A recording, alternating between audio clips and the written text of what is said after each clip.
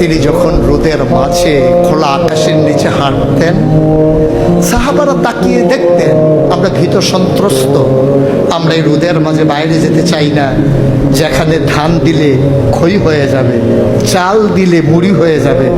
প্রচন্ড গরমের মাঝে তিনি হাঁটেন কেমনে?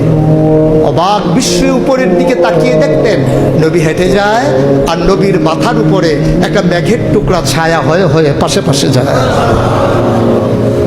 এবড়ো থেবড়ো পাথরগুলোর উপর দিয়ে আমার নবী যখন হাঁটতেন, পাথরের কোনা বের হওয়া পাথরে সবাই হাঁটতে ভয় পেতেন, অথচ নবী সেই এবড়ো থেবড়ো পাথরের উপর দিয়ে হেঁটে যেতেন।